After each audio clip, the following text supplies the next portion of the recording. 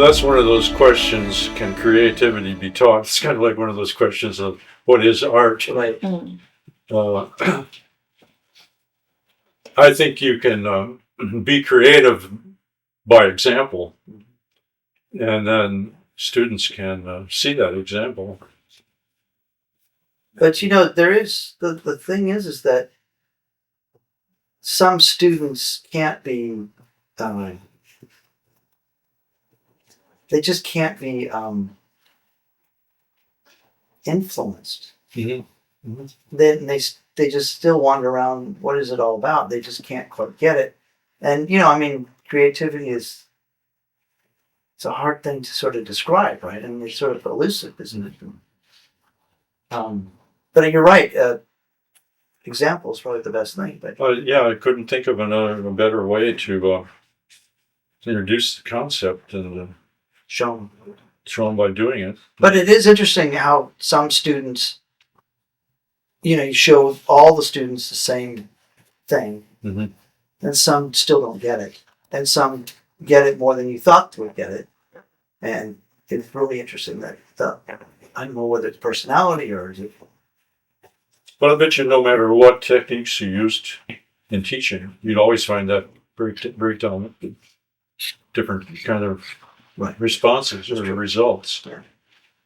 So maybe I started wondering when I retired whether teaching was a positive thing or not.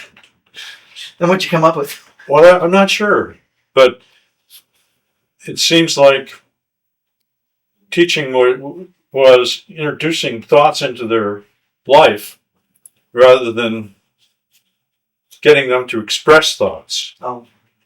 Somehow, I wondered if it was a contaminant. Oh. I don't know. I don't think so. I'm sure you were an inspiration. I mean, your students always seem very happy around you. Well, I'm not talking about so much personally. I'm just talking about, the concept of putting somebody in a classroom and telling them something is true. I don't know. Well, what else are they going to do? Wander around? I don't know. I think they're just going to get possessed by the desire to make things. Yeah.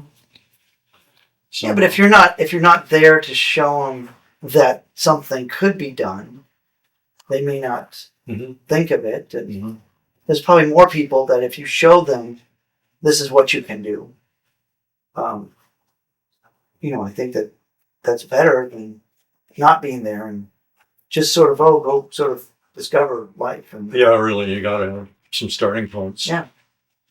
So I'm real confused myself. I'm glad I'm not doing it anymore. Well, what I'm confused about is that I was always told practice makes perfect. And I've seen these artists, and they've worked for 30 years, and they're not any better than the first day that they started. So that's really odd to me. Mm-hmm. And I don't know if that is just because they never understood the first concept, that they never sort of. And so I'm wondering if the whole thing is that there are some that are there people that are. Do you think that there are people that are predisposed to be artists or not or? Mm-hmm. Yeah, I do think they are predisposed maybe to attempt to communicate in certain ways or attempt to justify their life in certain ways, doing things with their hands. Justify their life? That sounds so pitiful. Oh, man. It's raw, but I think it's me. Okay. Who am I? I'm the guy who makes these things. And I measure my life by the things that I make. And then let everything else, social and so on, kind of fall by the wayside and sacrifice them to exploring the potential of the development of the ideas. Yeah. Pathetic, isn't it? Well, no. Craft versus fine art. This goes. There's a question that kind of tags onto this discussion you're having right now. Is you were saying, you see so many people start out, they're making work, they never really get any better. And that was that last question I had, is that most people who set out in the arts fail at their tasks. Yeah, I don't know where you're getting that from. Why do you think that that's the case? I think how many people really end up making important work. But also, really what good is work. Ultimately, of all of the people who set out to make art, to get degrees in art, how many people really end up doing something that's significant or important down the road? Because life gets in the way, so it's Yeah. But so why do you think that there are really only a few people that really kind of push through all of that? And what ultimately is success as an artist? How would you ultimately define success as an artist? What or I guess you could ask, why is it that we're at these ages and we're still why are you still going? doing this? Yeah, that's a really great And that question. there's a whole bunch of our classmates Yeah. that have fallen by Restate that. Yeah. Restate that. That's so important. Let them talk. Okay. Restate that in a question that. Go ahead. Yes. No, I guess this is an interesting idea is that why are we still making art? And there's so many of our quote classmates that aren't, that they just stopped. Now, was it because they didn't have the desire to continue? Was it just like Julio says, oh, well, I started doing clay because there was a girl in the clay class? Was it because of romance that died? And so, well, the art died with them. Why are we still going? Well, I think there's a mental problem that has to be taken That has care to be of dealt by with. making things. Okay, I see. I say it with positive attitude. So if you don't make work for a month, what happens? I get real anxious about I got to keep going. How am I going to come up with I got to keep. This is me. Right. I got to be productive. Yeah. And I never lost that. But I do know, lots of art students who do lose that. And I find it hard to believe that they just stopped. It just. Well, there's other things to do. Yeah, I know. I can't. You raise your kids. You go shopping. Yeah. You run, or Doesn't seem very important to me. So see, that's why you're still an Yeah, artist, right. I mean, not that's anything to be proud of, right? Well, time will tell. I'm kidding. Yeah. But But I think the people who can stick with it, I think they have a need that. I know I started losing my identity after if I don't do it. If I go say 2 months without doing it, I start thinking, no, well, who am I? I'm not Tony anymore. I'm just I don't know who I am. So yeah, it's weird. You're the fat Elvis. I'm, You're over with. oh man, I so long to be the thin one again. No, I'm the kind of guy who would say anything to try to be funny. That's nice. I'm glad. I'm glad you care. Doesn't always work. No, you're fine. But it is an interesting concept that was kind of obsessed, sort of. Right? Yeah, I think that's it. And I think, and Good. I've been reading about Arneson lately, and he's been he was quoted quite a few times saying that he was obsessed with making art too, and I never thought of him that way. I thought he loves making art. That's him making it, but I never thought of him as obsessed because he didn't seem like he was. Well, every time we go to the studio, we always had tons of people over there, so it seems to me that he would have kicked everyone out all the time, but Well, most of the time, there probably wasn't anybody there. that's good. Yeah. And both of you use different, like off-colored sort of types of humor. I mean, Tony, you find it in sort of the in the absurd. You find a lot of absurdness and nostalgia, and that's an interesting idea that there's humor in absurdity, that there's humor in the absurdity of nostalgia, and that sort of, in a sense, is sort of dark in some ways Yeah, too. that's true. Yeah. Whenever I think of anything serious, or when of a serious subject matter, I'm always thinking, how can I twist it and make it more humorous? And I don't know where that comes from. I guess it comes from, I was saying in the profile that my parents would drag us to go see these really heavy movies, and I just hated that feeling of watching a Ingmar Bergman movie and just going, oh God, life is just horrible. Mm-hmm. And so when I put on the Christmas album, it's not just a Christmas album. It's one that's making fun of it. I never sort of figured out why that was, but that's what I'm drawn to. How about you? How about me watch? Oh, you want to listen? Of course.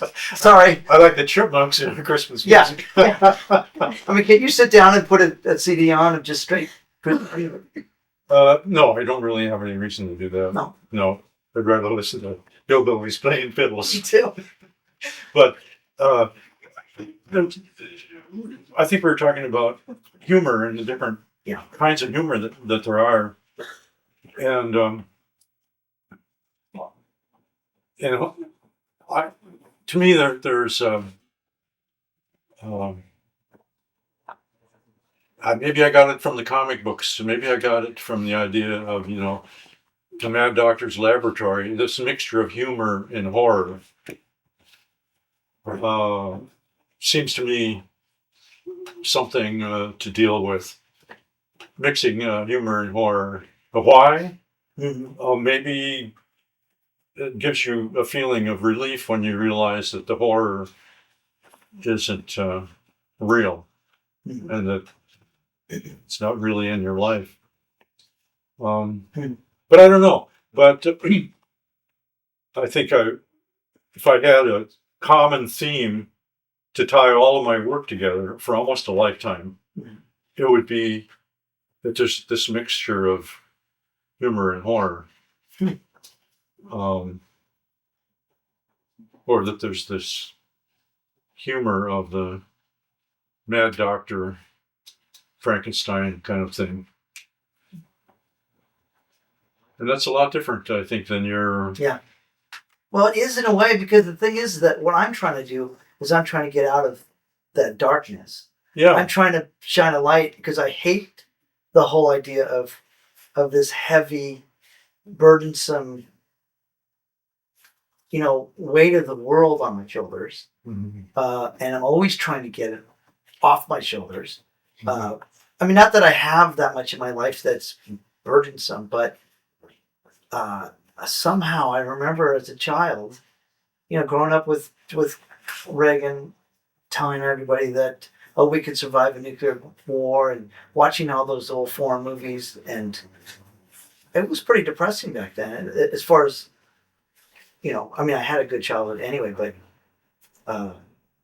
but just that whole idea of life instead of death, and light instead of sort of heavy, just appeals to me. So it's a little the same, because, you've got the Frankenstein, which is sort of my darkness, and you've got the humor, which I share with you. But it's just that I'm more fighting like real stuff, like Ingmar Bergman movie, and you've got the Frankenstein. I mean, I don't know if it's real or not, but it's a different kind of.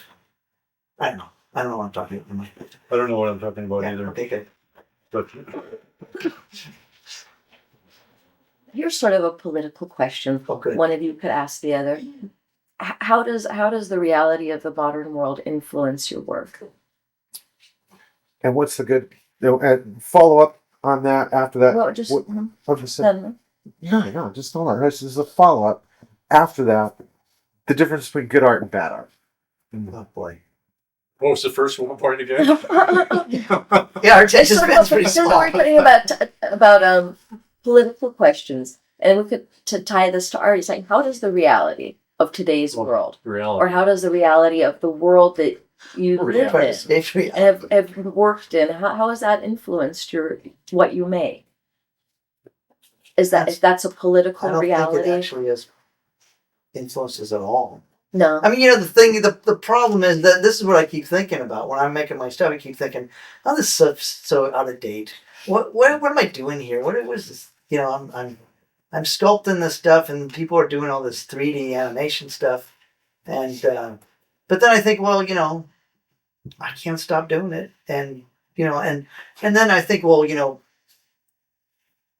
why does that pendulum swing so quickly in figurative stuff, not figurative stuff, sculptural, conceptual, and just keep swinging back and forth, and you're in, you're out, you're in. Mm-hmm. It's like, why can't they just stay over here for 70, 80 years and then us die, and then they can swing back, do something else, But it's isn't it a little disconcerting when you look into the magazines and you think, none of this has anything to do with what I'm making.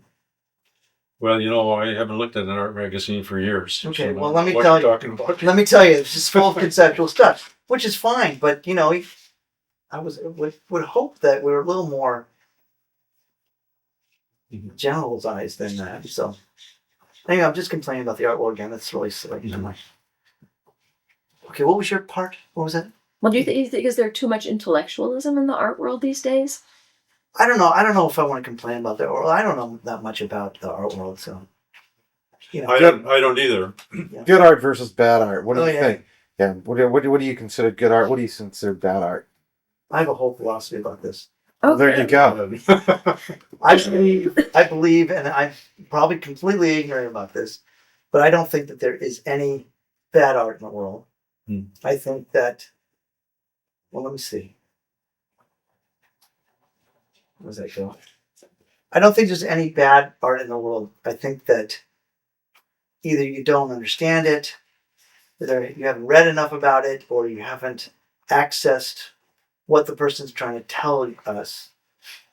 I think there might be bad technique in art, but I think that there isn't any. Really, I just think there's good art, and there's art that can't really be classified. Does that make sense? No, Okay. but it's close enough. Okay. I agree with you. Oh, good. I just remember one time I was looking over the shoulder when Manuel Neary was selecting graduate students to go to Davis, and he pointed out this one. This is the worst painting. Let's take him. Yeah. Emmanuel would do that kind of thing. Yeah. Let's take. But when you look at a piece of art, you must look at it viscerally, right? You don't look at it like the composition is this way or. I'm somewhat aware of visual dynamics, and I take that into account. But then there's more, and if it all adds up in some mysterious way, it seems good to me. Then that's all I can say is there's some mysterious satisfaction. Then I say, okay, I'll give that a plus. Right. And if there isn't any, I'll give it a minus. I think my wife Betty's a good example. Is she around? She's never had a drawing lesson in her life. She doesn't know how to draw. She will not look at a picture of you to draw your portrait. She'll only do it from memory, which is kind of foggy. And she knows nothing about visual dynamics, and yet they're so genuinely said. Yeah. That I like them. Yeah. And they violate everything else that I would have been teaching if I was a teacher. Yeah, they're great. So, but I mean, that's just an example of somebody who just breaks all the rules, and yet I sleep with her anyway. Well, that's very good of you. Very big. It's nice. for my personal satisfaction anyway. Okay, good. That's funny.